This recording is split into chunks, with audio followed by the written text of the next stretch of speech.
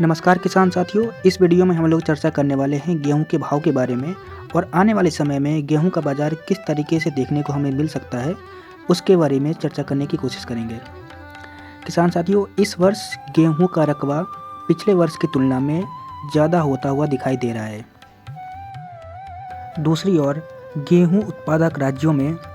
मौसम बहुत अनुकूल बना हुआ है, जिस कारण गेहूं का उत्पादन पिछले साल की तुलना में इस वर्ष ज़्यादा होने का अनुमान लगाया जा रहा है।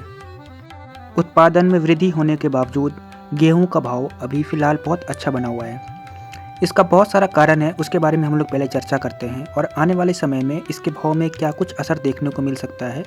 उसके बारे में समझने की कोशिश करेंगे। किसान साथियों देखिए, पिछले कुछ वर्षों में गेहूं का जो निर्यात है वो बहुत तेज़ी के साथ बढ़ता हुआ दिखाई दिया है और इसके निर्यात पे सरकार भी बहुत अच्छा खासा फैसला लेते हुए नज़र आती है, जिसका असर ये होता है कि गेहूं का भाव अगर नीचे आता भी है तो उसकी सरकारी खरीदी इतनी ज़्यादा होने लगती है कि इसके भाव में बहुत ज़्यादा मंदी या बहुत ज़्यादा दिनों तक गिरावट हमें देखने को नहीं मिलती है। सरकार पिछले 2 महीनों में लगभग 2 लाख टन से ज़्यादा सरकारी एजेंसी द्वारा निर्यात की मंजूरी दे रखी है, ताकि गोडाउन खाली रहने पर फिर से गेहूं की खरीदी की जा सके। भारतीय गेहूं की डिमांड एक्सपोर्ट में बहुत ज़्यादा बनी रहती है और इसीलिए हमने पिछले 4-5 वर्षों में देखा है कि जो भी भारत की गेहूं होती है उसका निर्यात बहुत ज़्यादा देखने को हमें मिला है। लेकिन घरेलू स्तर पे जब भाव बढ़ जाते हैं, क्योंकि निर्यात भी करना है, घरेलू स्तर पे भी प्राइस को बैलेंस करना होता है, तो उसके कारण क्या होता है कि एक्सपोर्ट को बैन कर दिया जाता है। लेकिन इस वर्ष आने वाले समय में यानी कि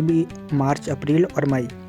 3 महीने के आसपास में मंडियों में आवक पूरी तरीके से देखने को मिलेगी, यानी कि अच्छी आवक पूरी मंडियों में हमें दिखाई दे सकती है, जिस कारण इसके भाव पे थोड़ा सा असर देखने को हमें मिलेगा, यानी कि जो भी मौजूदा भाव है उससे थोड़ा सा भाव करेक्शन की तरफ जाता हुआ दिखाई दे सकता है।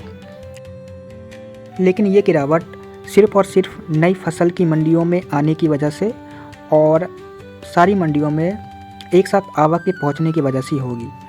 पर जैसे ही भाव में थोड़ा सा भी करेक्शन या थोड़ा सा भी गिरावट देखने को मिलेगा, चाहे सरकार हो चाहे निर्यातक हो, तो जितने भी निर्यातक हैं वो सारे एक्सपोर्ट्स में गेहूं को भेजना शुरू कर देंगे और सरकार भी इसकी सरकारी खरीदी शुरू कर देगी, जिस कारण गेहूं में बहुत ज़्यादा गिरावट होने की संभावना नज़र नहीं आ रही है। बाज़ार में थोड़ा भी कुछ करेक्शन आने वाला है या थोड़ा भी कुछ गिरावट आने वाला होगा, वो अगले 1 या 2 महीने तक ही रहने वाली है।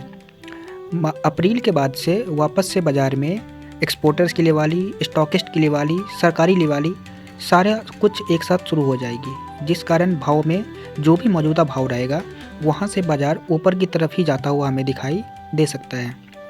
तो ओवरऑल अगर बात करें और फ़िलहाल मंडियों का भी हम लोग रुख करें, तो मंडियों में भी फ़िलहाल बाज़ार जो है वो एमईपी से ऊपर ही चलता हुआ दिखाई दे रहा है, जो कि बहुत अच्छी खबर है, क्योंकि अभी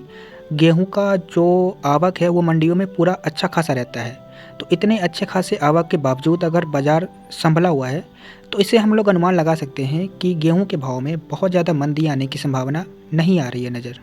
आने वाले समय में गेहूं के ऊपर कोई भी खबर आती है या कोई भी रिपोर्ट निकल कर आती है तो आप तक पहुंचाने की ज़रूर कोशिश करेंगे। तब तक के लिए बने रहें हमारे साथ।